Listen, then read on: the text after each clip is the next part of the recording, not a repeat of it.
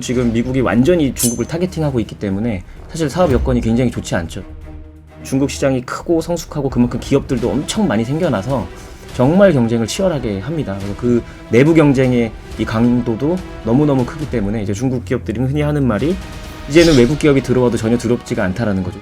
외국 기업들이 이 치열함을 절대 못 버틸 거다라고 평가를 할 만큼 내부 중국 기업들 간의 내부 경쟁이 엄청나게 치열한 상황이다.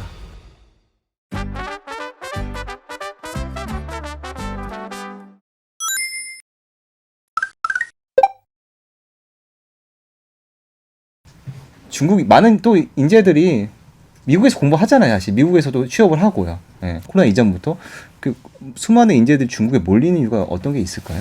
네. 코로나 이전에는 중국이 굉장히 인기였죠. 특히 이제 미국에 제재도 없고 그다음에 이제 IPO도 할 수 있고 그래서 그 당시 때는 어떤 성공 방정식이 있었냐면 미국에서 굉장히 성공하고 갓 태어난 좋은 기술 그걸 중국으로 갖고 가서 중국에서 쫙 적용을 시켜보고 스케일업을 시킨 다음에 굉장히 대규모로 이런 서비스가 가능하다는 걸 증명하고 그 다음에 나스닥을 상장하는 이런 코스가 있었죠. 그래서 사실 그때를 저희가 돌이켜 보면 코로나 전에 보면 상당히 큰 규모의 메가 IPO는 전부 다 중국에서 일어났습니다. 그래서 미국의 실리콘밸리의 VC들도 전부 중국에서 활동했거든요. 미중 경제 본격화되면서 자본 통제도 이루어지고 중국 차원에서도 이제 IPO 금지시키고 이러면서 이제 점점점 끊어졌고요. 그리고 코로나까지 이어지면서 중국이 이제 해외 자본이나 이런 IPO 투자 VC가 굉장히 많이 감소를 했죠. 그러던 찰나에 지금 이제 다시 조금씩 살아나는 구조인 것 같고요. 전성기 대비는 지금 중국의 상황이 더 좋지는 않습니다. 그런데 그럼에도 불구하고 기존에 이 AI나 특히 로봇 같은 이런 첨단 기술 생태계를 워낙 많은 돈을 투자를 해서 생태계가 어느 정도 구성이 이제 형성이 돼 있다 보니까 자생력이 좀 생긴 상황이라고 보면 됩니다. 그 중국 정부의 딥시크에 대한 어떤 관심이 지나친 나머지 딥시크 소속 인원들 뭐 출국할 때 신고하고 출국하라. 특히 미국 갈 때는 굉장히 또 경계하는 것 같더라고요. 네, 자주 있던 일입니다. 아, 그래요? 네, 그래서 뭐 저희가 시간을 돌이켜 보면 네. 트럼프 1기 때 바이트 댄스를 이제 트럼프가 매각 명령을 내렸었죠. 네. 네, 그때 이제 중국 정부가 가만히 있지 않고 바로 이제 바이트댄스가 갖고 있는 큐레이팅 기술을 국가 전략 기술로 지정을 하고 수출 통제를 시켜버렸죠. 네. 그리고 그 외에도 사실 중국이 기술 자립이 완성되거나 전 세계적으로 경쟁력이 높다고 평가되는 분야들, 대표적으로 뭐 고속철도라던가 요런 공기업의 엔지니어들은 원래도 여건을 중앙에서 관리합니다. 그러면 국가 전략 기술 분야에 굉장히 중요한 기업에 담당하고 있는 엔지니어다. 그럼 사실 사전에 그 출장 신청을 굉장히 올려야 되고요. 절차도 상당히 좀 까다롭다. 이렇게 말씀드릴 수 있겠습니다. 저는 그래서 그런 어떤 여건을 이제 관리한다라는 기사들을 보고 여기 개발자들은 미국에서 일하고 싶은 마음도 있을 텐데 있을 수도 있는데 빅테크에서 뭐 구글이나 아마존이나 그런데도 중국에 남아 있는 거 대단하다라는 생각을 좀 한때 잠깐 했거든요. 교수님이 보시기엔 그래도 중국에 이들이 남아 있는 이유가 무엇 때문인지 단순히 뭐 애국심 때문 아닐 거 아니에요. 그렇죠. 사실 그 사람들도 이렇게 좀 불편한 거에 뭐 일부 적응된 것들도 있겠지만 또 굉장히 또 자유를 갈구하는 사람들이 있을 거기 때문에 미국 쪽에서 확 받아주면 또 이탈할 가능성이 좀 있는데 사실 지금 현재로는 또 미국으로 가기도 쉽지 않은 상황이 하나가 또 있고 또 굉장히 이 민감한 전략 기술을 다루는 사람들은 사실은 또 미국으로 갈 수도 없죠. 거기서 받아준다고 해도 또 중국에서 강력한 이런 처벌 조치들이나 관리 제도가 있기 때문에 그건 또 쉽지 않은 상황인 것 같고요. 그래서 그런 기술이 아니더라도 전반적으로 미국에서 지금 이 외부의 어떤 외국 인재들 이걸 대하는데 개방성이 많이 줄어들어서 그런 부분들은 오히려 미국이 조금 기회를 놓치고 있는 게 아닌가라는 생각도 좀 듭니다. 미국은 의대보다 공대를 더 선호하나요? 그런 편이죠. 네네네. 그거 왜 그런 거예요? 그게 아무래도 뭐 기대 수익이 가장 크겠죠. 의사가 돼서 벌 수 있는 돈보다 공부 잘하는 친구들이 빅테크 가서 벌 수 있는 돈이 더 많고 또 중국에서 빅테크 다니다가 창업하는 비율도 높기 때문에 창업하면 사실은 얻을 수 있는 부가 막대하기 때문에 그렇게 가는 구조가 된 것 같습니다. 우리가 아까 얘기하셨지만 알리바바나 텐센트를 빅테크라고 하면은 거기 이제 사회 초년생이 입사하면 엔지니어가 받을 수 있는 연봉이 어느 정도 수준이라고?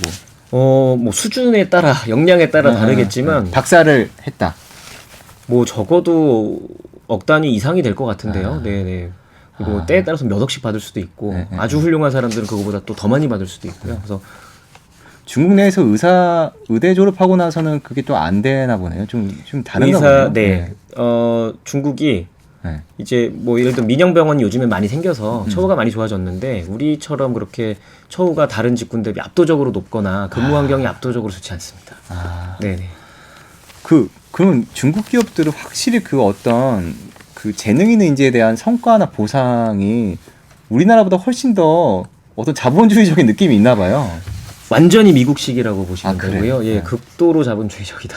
저는 그렇게 평가를 하는데 뭐 빅테크뿐만이 아니라 네. 대학도 그렇습니다. 그래서 대학도. 네, 개개인 교수별로 네. 연봉이 뭐 천차만별입니다. 그래요? 네, 천차만별입니다. 그것도 완전히 미국식으로 만들었습니다. 미국식으로? 네, 네. 그건 중국은 언제부터 왜 그랬던 거지? 예를 들어 그 회사들이 이렇게 성과에 따라 연봉을 굉장히 천차만별로 테이블 나누는 거는 그게 이제 아무래도 노조가 없어서 바이두나 네. 알리바바나 텐센트 같은 이런 빅테크들이 네. 사실은 이제 성장하면서 사실 미국 문화를 엄청나게 많이 이제 수입을 해서 정착을 시킨 거거든요. 거기 이제 창업자들이 그런 문화를 주도를 한 거군요. 네네. 그리고 뒤이어 생긴 이런 여러 기업들도 보면 사실 미국 유학뿐만이 아니라 미국 기업에서 경험했던 사람들도 되게 많고, 그리고 스탠다드 자체가 이제 글로벌 스탠다드로 가야 된다라고 해서 그게 굉장히 완전 미국식으로 돼 있는 경우가 아주 많습니다. 그럼 고용 유연성이 되게 높은 거네요. 고용 유연성 아주 높습니다. 그럼 자르는 것도 네, 아주 가능합니다. 그래요. 네네네. 우리가 흔히 다음날 아침에 출근해봤더니 내 자리가 사라져 있더라. 내 접속 어세스 계정이 다 없어졌더라. 이런 얘기 많이 하잖아요. 실리콘밸리에서. 네네네. 중국도 거의 비슷한 건가요? 네, 그렇다고 보시면 됩니다. 네. 확실히 성과를 주지만 또 성과에 못 미쳤을 때는 해고도 굉장히. 네, 그렇습니다.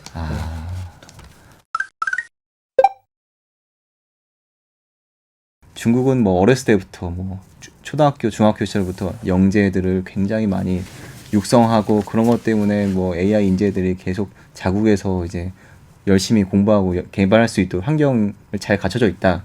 이게 결국 AI 갑자기 중국이 급부상한 계기다. 뭐 이 하나의 요인을 분석하던데 교수님께서는 좀 어떻게 보시는지.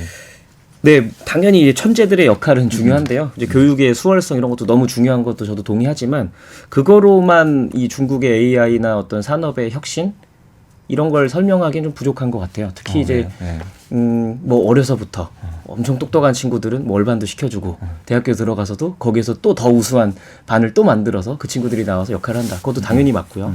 뭐 칭화대나 베이징에 있는 야오반이나 투링반 뭐 이런 친구들이 어마어마한 역할을 한 것도 맞습니다. 근데 저희가 중국을 보면 특히 AI 분야나 로봇 분야 보면 그런 친구들만 혁신을 하는 게 아니거든요. 그러니까 당연히 여전히 명문대지만 뭐 상위 한 52 대학, 상위 한 32 대학을 졸업한 친구들이 되게 또 치열하게 열심히 이 사회 경력도 쌓고 일도 하다 보면서 엔지니어링 역량이 되게 좋고, 그리고 저희가 흔히 말하는 뭐 전통 엘리트 코스가 아닌 친구들, 그러니까 학부가 굉장히 좋은 학교가 아닌 준 명문대 졸업한 친구들도 엄청나게 우수한 성과를 내는 경우도 많습니다. 그래서 중국이 AI 전반적인 중국이 이뤄낸 AI 혁신을 보면 천재들의 역할 분명히 있지만 되게 치열하게 이 경쟁하면서 살아남은 좋은 엔지니어들 이런 사람들 역할도 분명히 있고, 또 되게 많은 비즈니스맨들, 뭐 앙트러프로너들 이런 사람들이 종합적으로 만들어낸 결과라고 저는 평가를 합니다.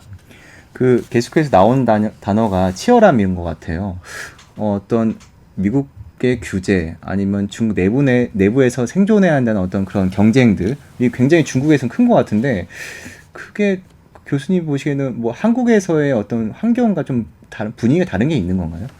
일단 경쟁의 강도가 훨씬 크다고 볼 수가 있겠고요. 그러니까 치열함을 왜 갖게 되냐? 외부적으로는 지금 미국이 완전히 중국을 타겟팅하고 있기 때문에 사실 사업 여건이 굉장히 좋지 않죠. 저희도 사실 좀 녹록지 않은 상황인데 중국은 정말 어려운 상황이 돼 있는 거고, 또 중국 내에서는 중국 시장이 크고 성숙하고 그만큼 기업들도 엄청 많이 생겨나서 정말 경쟁을 치열하게 합니다. 그래서 그 내부 경쟁의 이 강도도 너무너무 크기 때문에 이제 중국 기업들이 흔히 하는 말이 이제는 외국 기업이 들어와도 전혀 두렵지가 않다라는 거죠. 우리가 훨씬 더 치열하게 내부에서 경쟁을 하기 때문에 외국 기업들이 이 치열함을 절대 못 버틸 거다라고 평가를 할 만큼 내부 중국 기업들 간의 내부 경쟁이 엄청나게 치열한 상황이다. 네, 이렇게 말씀드릴 수 있을 것 같습니다. 중국의 뭐 지방 뭐 정보들 아니면 뭐 국영 기업들 그래서 다 딥시크 요즘에 다 쓴다면서요. 중국에 있는 수많은 공기업에서 전부 딥시크 도입 완료, 탑재 완료, 연결 완료가 계속 이어지고 있습니다. 그 딥시크가 탄생해서 전 세계에 완전히 임팩트를 준 이후에 바로 사실은 이제 시진핑 주석이 민영 경제 간담회를 해서 딥시크를 바로 풀고 거기에 이제 휴머노이드 로봇 기업 유니트리도 있었거든요. 근데 그 이후부터 계속 이제 중국의 수많은 공기업 정말 분야를 가리지 않고 뭐 에너지부터 뭐 통신부터 조선부터 모든 기업에 딥시크를 탑재하는 그런 지금 뉴스가 경쟁적으로 나오고 있습니다. 딥시크로서는 엄청난 수혜겠네요. 그렇게 거대한 데이터, 거대한 클라이언트를 한 번에 확보할 수 있었던 거잖아요. 그렇죠. 그래서 딥시크 입장에서는 어마어마한 사실 레퍼런스를 확보할 수 있게 된 아주 좋은 상황이라고 볼 수 있겠습니다.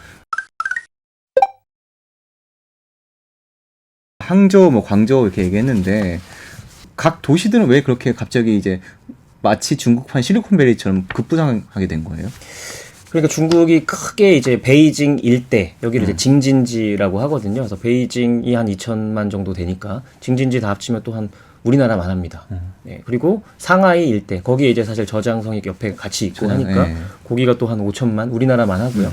광동성 일대에 또 한 굉장히 많은 이런 산업 클러스터가 형성돼 있는데 이거는 기본적으로 특히 이제 상하이나 광동 같은 경우는 굉장히 이제 개방적인 정책들을 많이 썼습니다. 그래서 요 몇 년 저희가 주목하는 거 외에도 사실 저희가 중국이랑 수교 맺고 나서 가장 우리 기업들이 많이 진출한 지역도 이런 지역들이거든요. 그래서 외자를 유치하는데 굉장히 적극적이기도 했고 또 당연히 지역에 좋은 대학들이 있고 그리고 인프라도 전반적으로 굉장히 많이 갖춰져 있고요.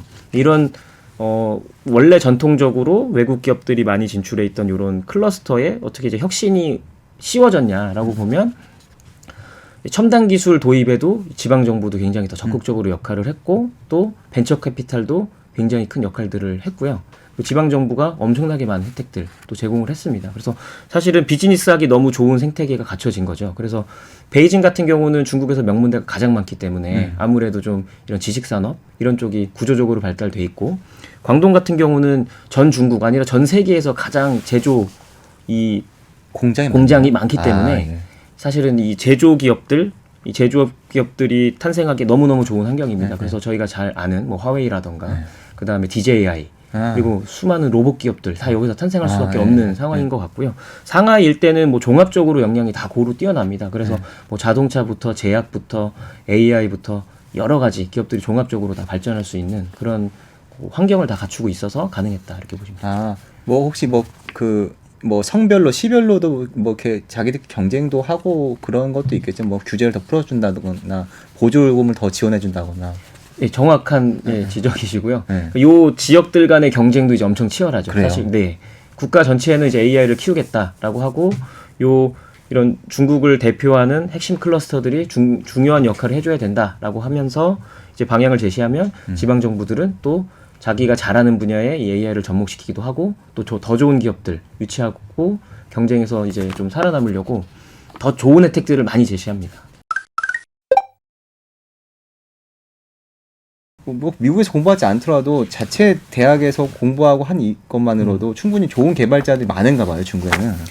그래서 과거에는 사실 중국도 한 10년 전 정도까지만 해도 뭐 거의 중국에서 있던 여러 가지 서비스나 이런 핵심 인재들은 사실은 이제 미국에서 유학을 하면서 거기서 많이 배워오고 그걸 이제 중국에 이식하는 그런 형태가 됐었는데 그게 이제 누적되고 오랜 시간 지나다 보니까 사실 중국에서도 그런 유사한 어떤 새로운 시도나 그런 프론티어의 지식들이 많이 생겨나고 있거든요. 그리고 심지어 이제 중국은 규제가 더 약하다 보니까 어떤 알고리즘이나 아이디어나 이런 원천적인 것들은 미국에 태어나더라도 미국에서 탄생하더라도 그게 실제로 서비스 단위에 적용이 돼서 라지 스케일로 상용화에 가까운 어떤 이런 것들은 전부 다 중국에서 일어나는 경우가 많거든요. 그러니까 사실 굉장히 현실적인 상용화에 가까운 지식들은 중국에서 생기는 경우가 많습니다. 그리고 이런 경우는 이미 코로나 전에도 있었습니다. 특히 안면인식 같은 경우는 그 알고리즘이나 기술은 미국에서 개발이 됐지만 그걸 실제로 서비스에 탑재하는 건 미국에서 완전히 불가능하기 때문에 중국에서 탑재를 하면서 현실에 적용되면서 나오는 그런 난리지들이 되게 많은 거죠. 그거는 뭐 주로 법률 규제 때문이었을까요? 예, 아무래도 규제 같은 부분들이 크고요. 그래서 그런 게 좀 누적되고 또 이제 중국의 고등교육도 발전하고 기업들도 발전하고 연구 수준도 점점점 올라가다 보니까 물론 미국과 아직은 차이가 좀 있습니다. 그러나 그럼에도 불구하고 중국에서 충분히 잘 교육받고 중국의 좋은 이 빅테크, 중국 빅테크에서 일하면 사실 글로벌 최고 수준에 근접한 역량을 갖출 수 있게 됐다고 볼 수 있죠. 그 정도의 연봉도 보장을 해주고요. 미국 대비는 여전히 조금 낮지만 그래도 꽤 컴피티티브한 수준이라고 보시면 됩니다. 그래도 우리 어떤 생활 물가를 고려했을 때는 중국에 살아도 충분히 호화롭게, 그러니까 괜찮게 넉넉하게 살 수 있는 정도의 연봉을 주는 거군요. 그렇죠. 예. 그 지금 뭐 코로나 이전부터 중국의 뭐 텐센트, 알리바바부터 시작해서 지금까지 이어진 흐름이 있잖아요. 조금 이제 보시기에 이 코로나 이전과 이후에 좀 뭔가 기업들의 특성이나 발전 방식이 좀 다르다고 보시는지 교수님 보시기에는. 네.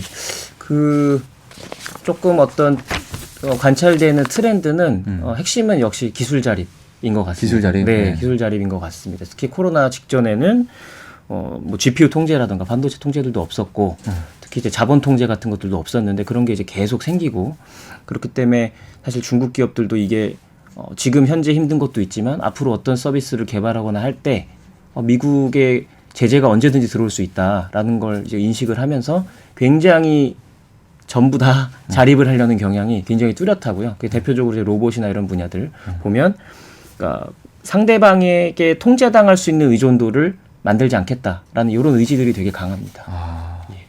우리가 흔히 생각할 때는 사실은 중국 정부에 의해서 굉장히 주도되는 어떤 개발 경제 계획이랄까요? 이런 차원에서 흔히 생각하는데 알고 보면 중국 기업인들이나 중국 어떤 개발자들은 미국에 통제되지 않기 위해서 그런 모티베이션이 굉장히 큰 건가요? 사실은 이제 미중 간의 관계가 사실 뭐 이렇게 확 좋아질 수가 없다라는 걸 인식을 하기 때문에 이 상황이 녹록치 않다 이런 걸 좀 정확히 인식을 하고 있고 또 굉장히 치열하게 이제 사실 생존이나 기술 혁신을 위해서 노력을 많이 하고 있는 그런 좀 분위기라고 보시면 될 것 같습니다.